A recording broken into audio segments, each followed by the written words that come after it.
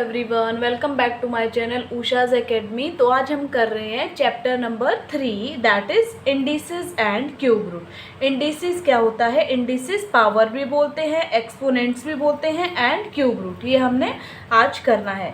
इस सब को करने से पहले आपको पता होना चाहिए इंडिसेस एंड क्यूब रूट क्या है। फॉर एग्जाम्पल मैंने ये लिखा है 2 into 2 into 2 into 2 into 2।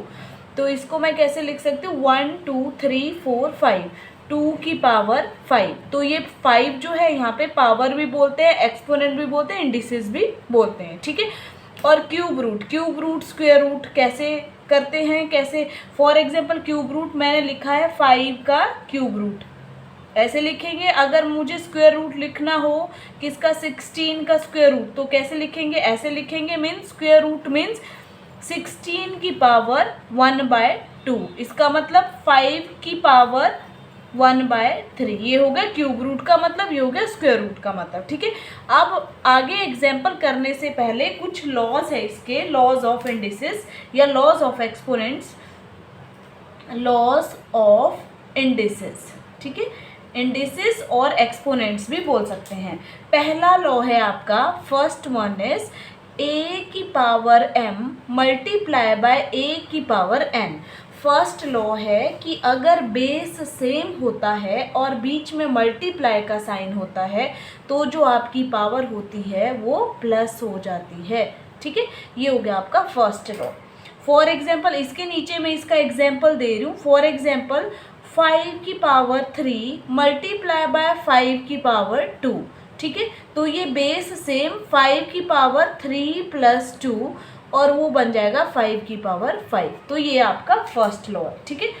Second law आ गया आपका, अगर बेस सेम है और बीच में डिवाइड का साइन है, और इस लॉ को हम ऐसे भी लिख सकते हैं a की पावर m अपॉन a की पावर n। एक ही बात है, चाहे डिवाइड का साइन लगा लो चाहे अपॉन में लिख लो। तो अगर बेस सेम है बीच में डिवाइड का साइन है तो पावर्स क्या हो जाती है? माइनस हो जाती है, ठीक है। और माइनस हो जाती है। फॉर एग्जाम्पल दे रही हूँ मैं यहाँ पे। फॉर एग्जाम्पल 5 की पावर 3 मल्टीप्लाई बाय 5 की पावर 1, ठीक है। तो क्या हो जाएगा? सॉरी, डिवाइडेड बाय, बीच में डिवाइड का साइन है तो पावर्स माइनस हो जाएगी। 3 माइनस 1 वो बन जाएगा आपका 5 की पावर 2। ये इसका एग्जाम्पल हो गया। थर्ड में आपको, थर्ड लॉ है आपका, अगर आपका बेस अलग है पावर सेम है, ठीक है, a की power m multiply by b की पावर m, ठीक है। बेस डिफरेंट है और पावर सेम है तो आपका क्या हो जाता है? बेस ही मल्टीप्लाई हो जाता है और पावर को एक बार लिखा जाता है। फॉर एग्जाम्पल 4 की पावर 3 मल्टीप्लाई बाय 3 की पावर 3, ठीक है। अब क्या हो जाएगा? बेस को मल्टीप्लाई कर देते हैं, 4 3 ज़ा 12 और पावर 3 बन जाती है। इसका एग्जाम्पल हो गया। फोर्थ आ गया आपके पास, अगर अलग अलग लिखा है ऐसे a और b की पावर m, तो इसका मतलब क्या हुआ? इसका मतलब होता है a की पावर m और b की पावर m, ये सेम चीज़ है, ठीक है। अगर फिफ्थ है आपके पास, अगर ऐसे लिखा हो a की पावर m और b की पावर m, तो इसका मतलब क्या होता है? a b की पावर उल्टा है इसी का m, ठीक है। सिक्स्थ है आपके पास कि अगर a की पावर माइनस m है तो वो पॉजिटिव बन जाती है, अपॉन में आ जाती है तो प्लस m बन जाती है। सेवेंथ है आपके पास, अगर आपका a अपॉन b की पावर माइनस m है फॉर एग्जाम्पल, तो इस पावर को पॉजिटिव बनाने के लिए हम इसको उल्टा कर देते हैं तो ये बन जाता है b अपॉन a की पावर m, ठीक है। और एट्थ है आपके पास, अगर ऐसा होगा आपका a की पावर m की पावर n, तो ये पावर्स मल्टीप्लाई हो जाती है, ये बन जाता है a की पावर m n, ठीक है। ये हो गया आपका। नेगेटिव को पॉजिटिव कैसे बनाना है? अगर आपका नाइन्थ है आपका, अगर ऐसा होता है a अपॉन b की पावर m, तो वो बन जाता है, अलग अलग लिख सकते हैं, a की पावर mb और b की पावर m। तो ये आपके कुछ लॉज है, इसी के बेसिस पे सारी एक्सरसाइज सॉल्व होगी आगे। फर्स्ट है आपका using laws of indices write proper numbers in the boxes. ये आपके बॉक्स दिए गए हैं, हमें नंबर्स लिखने हैं जो हमने अभी लॉज पढ़े हैं। तो एक लॉ मैं आपको बोलना भूल गई थी, बताना भूल गई थी, a की पावर 0 किसी की भी पावर 0 हमेशा 1 के बराबर होता है। Very very important, very very important है ये चीज़।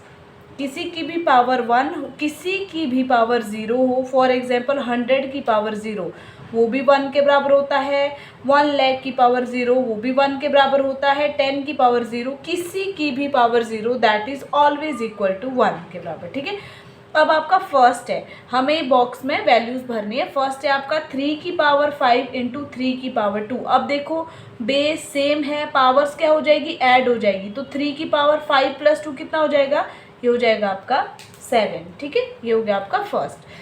सेकेंड पार्ट है आपका, अगर बेस सेम है और बीच में डिवाइड का साइन है, पावर्स क्या हो जाती है, माइनस हो जाती है। 3 की पावर 7 माइनस 2 वो क्या हो जाएगी, 7 माइनस 9 वो बन जाएगा आपका -2।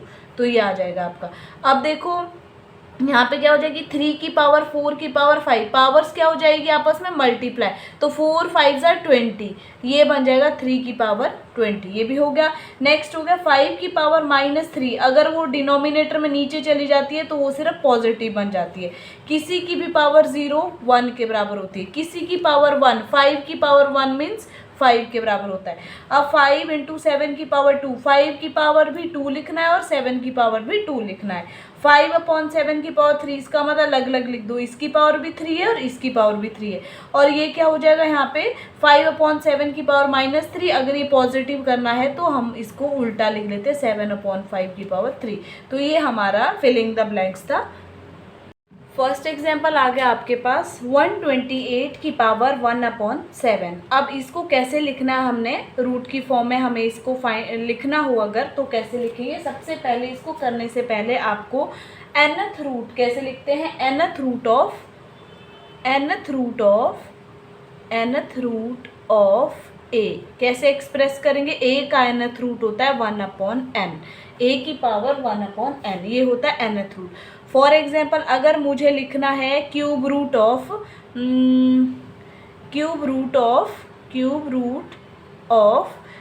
मैंने लिखा है 27, इसका क्यूब रूट, तो इसका क्यूब रूट कैसे लिखूंगी मैं, 27 की पावर 1/3। ठीक है, और मैं इसको ऐसे भी लिख सकती हूँ, क्यूब रूट ऐसे भी, ठीक है, और ऐसे भी लिख सकते हैं। अगर मुझे यहाँ पे इसको लिखना है इसकी फॉर्म में तो कैसे लिखेंगे हम इसको लिखेंगे हम इज इक्वल टू, इसको लिखेंगे 7th रूट ऑफ किसका 7th रूट है, ये 7th रूट ऑफ 128, ये आ जाएगा आपका आंसर। ठीक है, अगला सेकंड पार्ट है इसका 900 की पावर 1/12, 900 की पावर 1/12 कैसे लिखेंगे। अब इसको हम लिख सकते हैं 12th रूट ऑफ किसका है, 12th रूट ऑफ 900। ठीक है, अगर हम ये है हमारे पास किसका, nth रूट ऑफ किसी का भी रैशनल नंबर में अगर रूट दिया होगा, nth root of a is written as a की पावर 1/n। सेम वे में 9 की पावर 1/12 तो क्या हो जाएगा 12th रूट ऑफ 900। ये आपके दो एग्जाम्पल थे इसमें। अब हम करेंगे प्रैक्टिस सेट 3.1।